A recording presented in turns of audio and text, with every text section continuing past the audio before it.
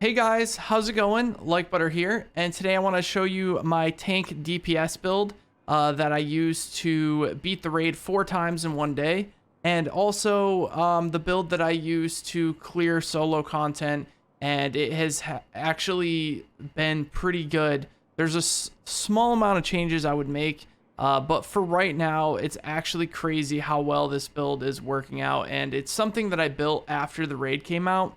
After a couple of days, I started just changing and iterating and just messing with different builds. And I think that this build, at least for me, works the best. Now, you're going to be able to get around 1.2 million DPS from this build, which is pretty incredible considering if you look here, we're pretty much all into survivability. Now, if I could get my armor up just a little bit, I've tried a lot of different ways. I have to, farm to try to get a little bit higher of an armor roll on something. If I can get this to 300,000 armor, it'll make it so much better because I'll be able to get 2% extra damage on Unstoppable Force. And I also have a ton of health as well. So this is an overall survivability build, but you can also output a stupid amount of damage with it, and I want to share it with you guys. So first things first, we're using a MK16. I prefer an assault rifle in this build. It's totally up to you. So because we're using an assault rifle, we are going to be using the survivalist tree. I have everything maxed out because if you are going to be using this in a team oriented way, you're going to want to have all of the skills on your skill tree filled out. If you're doing it solo though, you want to make sure you have the one tree for the armor kit not selected so that you can get the full heal, since you're not going to be healing people around you. Also, remember, with this, you're only healing when it comes to the raid, you're only healing the people in your subgroup. So if I pop a heal and it heals everyone within a certain radius, it's not going to heal the people in the other subgroup. So keep that in mind. That's why it's always good during the raid to kind of break up into two groups that the game kind of puts you in, because you will not be able to get that area of effect heal. Now, what I'm running with this build is basically just as much armor and health as I possibly can with a little bit of skill power. That's going to help my heals. But overall, the biggest part of this build is the amount of armor you have and the damage you're going to do through both Unstoppable Force and damage to elites. This build has 92% damage to elites. You could even get that up a little bit if you instead put damage to elites on the backpack instead of vital. Vital isn't necessary here. I just liked it because it gave me a little bit more survivability during the raid. But if you really wanted a little bit more damage with this build, you could put 10% damage to elites here on the backpack, and you could even put damage to elites on the holster if you really wanted it. But I decided to go for a little more headshot damage because I noticed during the raid, a lot of times the NPCs were kind of like running right to you. So being able to do max amount of headshot damage was nice. And I wanted to get that modifier up a little bit because you have to remember all these different buffs are multiplicative. So that multiplicative like bonus is going to help instead of just stacking one thing way too much, So let's go through on my gun. So I am using a tactical MK16, almost 20k damage. The base damage is a little bit lower because I'm not running like too much base damage. I'm mostly just running blue and yellow stats. However, Optimus is really going to make up for that because, once 10% of your mag's missing, you're getting that plus 3% bonus damage. And also Unstoppable Force is going to stack a bunch of weapon damage for you as well. So that's really important. I'm running Allegro in the as a second talent, of course, because the MK16 lacks rate of fire, and we're also using Rooted, which is really actually helpful with this build because you're going to be spending a lot of time in cover. While equipped and in cover, all skill damage and healing is increased by 25%. So that healing part is really, really important because sometimes you can sit on cover, and I'm going to show you guys with my chem heal. I heal for a lot, and it definitely helps me stay alive. For my secondary weapon, this is situational, guys. This is entirely situational. If you are playing a role in the raid or whatever content you're doing where you feel like you're killing a lot of NPCs, the chatterbox is the way to go to be able to get that, that extra DPS. But if you're on one of the encounters like Buddy and Lucy, you want to go with the Pestilence because Buddy or I think it's Lucy has the bleed, the sniper, and then you bleed afterwards. Well, the pestilence is going to help you stay alive, and it's going to allow you to do maximum amounts of DPS as well, because what a lot of times you can just shoot out your AR and then you can switch to your pestilence. I was actually running filler up on a holster. You can try that with this build.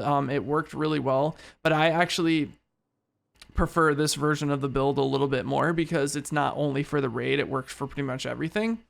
But the pestilence is actually a really good one in that situation. And then there's other situations where you may want to use the nemesis, which I actually just unlocked.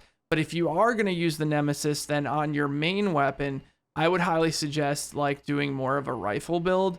I've been thinking about trying to do a rifle build. I think that'd be pretty cool, because this is going to give you headshot damage on the weapon that you're using, but you need to be scoping. So I've seen some people kind of using the ACOG scope like this to get that extra headshot damage, but honestly on this build it's really not necessary.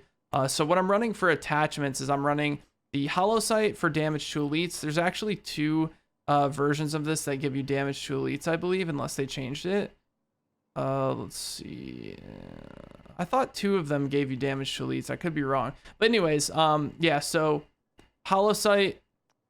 And then on my barrel, I'm using the large suppressor for a little bit more accuracy. If you really want a little bit more damage boost to elites, you can go to muzzle brake. I personally like the little bit of extra accuracy because with this build, we're not running 2 Heraldi. If you decide to run 2 Heraldi, you can then use damage to elites on all of these. But I'm obviously using accuracy on my underbarrel because that's the only thing that's really like necessary. Crit chance isn't really a big deal considering that they have to be in a certain range for you to ever hit crits. So we're running almost no crit on this build. Now, it might benefit to run compensated with this build if you can somehow work it in there. I couldn't because honestly, there are so many restrictions on different pieces of gear that it becomes really difficult to try to make that work. But if you can, that's absolutely awesome. For my third weapon, this really doesn't matter. Pistols are absolutely terrible in this game. They're not viable. You can use any pistol you want. You're never going to be using it. But in this case, I just use the Magnum because it has In Rhythm on it. I think In Rhythm is an incredibly good talent because it will set you like really long cooldowns. Like if you're using a drone or if you're using like the Reviver Hive or something, and there's a really long cooldown, having that 5% chance after a kill to reset your cooldowns is really nice to have, and it's one of the better equipped talents in the game that you can get. All right, let's go on to the mask. On my mask, I'm using a Providence mask, 44% damage to elites. This is where you want to get a big chunk of your damage to elites. Try to get a big roll for damage to elites on a piece of gear and then roll it to a piece that you want to use. I'm also running a little bit of skill power on my mask as well. You guys will see why here in a bit, because I needed a little bit of skill power to unlock some of the mods that I wanted to put on my talents, or on my skills. 10% hard hitting here. You're going to want hard hitting pretty much on every piece of gear here.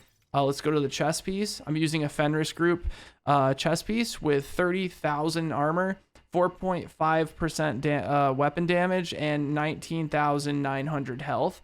Armor and health are big ones here, but you don't 100% need health.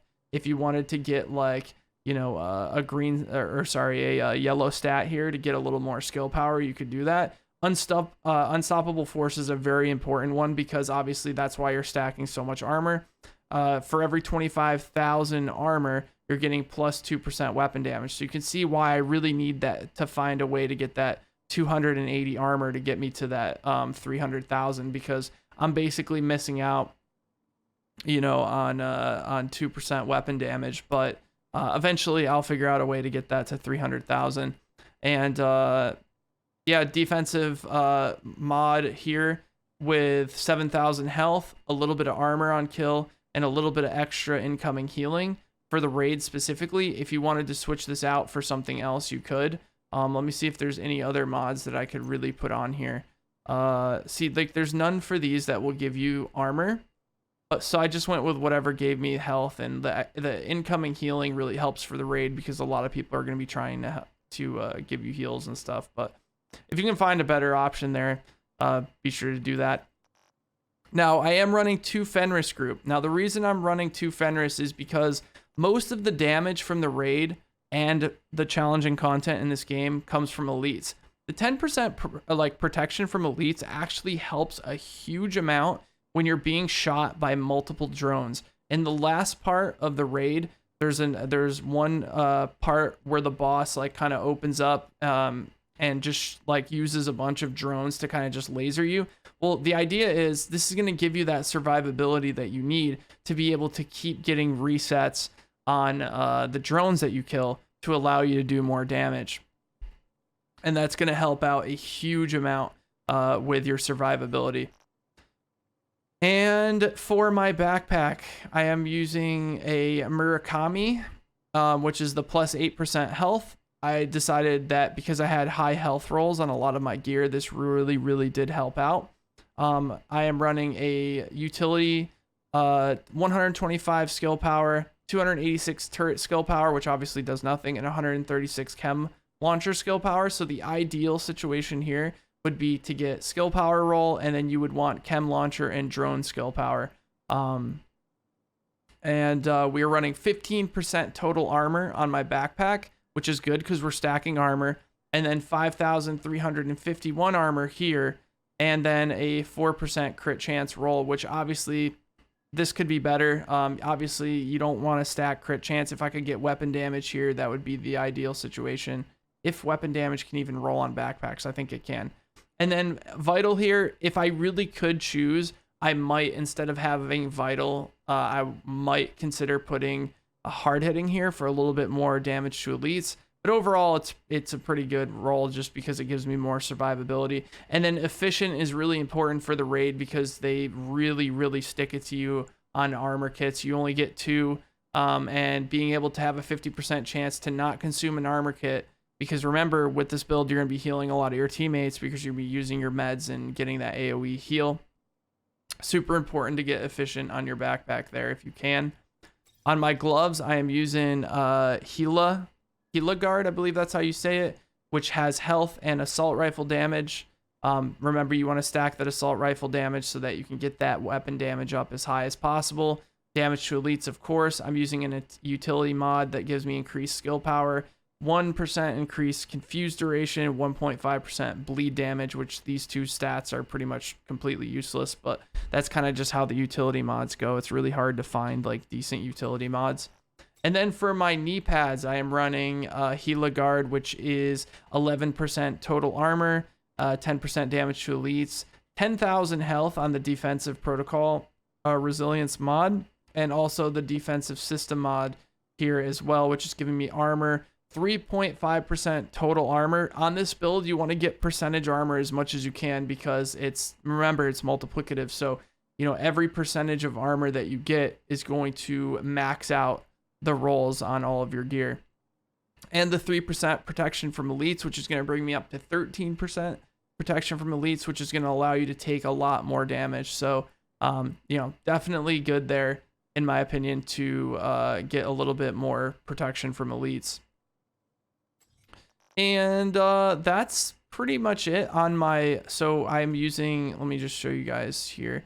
I'm using my, the auxiliary mods. These are brand new to the last patch, which basically gives you a big chunk of skill power for a specific skill. So you want to try to find an auxiliary mod to help boost the amount of skill power that you have so that you can unlock one of these mods, which, as you can see here, the requirement for this is 1455, 29.1% heal. Now, you can get a little bit higher here, I believe, if you can find, enough skill power to get, a 32% heal, that might help. But this helps the overall healing of my chem launchers, since chem launchers don't stack anymore. You could run one that gives you 6 heals, but there's no reason for it because the cooldown on your skills is going to be so quick that you're going to be able to get them back pretty fast. And with how tanky you are, you're not going to need to heal too much. So that extra heal just kind of speeds up the process of how fast you heal. And then on my drone, this could use some work here. I'm using the deflector drone or the defender drone. And I think this is the best option for this build because it allows you to just tank more damage. You could run a heal here if you wanted, if you had like some really good mods. But, you know, I have an auxiliary mod in here. And then I don't have anything for this other slot that like fits. If, you know, this is way too high. 1758. If I could get like 23.4% cooldown reduction, that'd be great. But I can't seem to get like the skill power that high. So realistically, what I would want to do for this build to make it a little better is probably go roll some purple drone mods to try to get like a cooldown reduction that has lower requirements. But that's something that I'll probably do in the future. But overall, I really like this build. I think it's really good.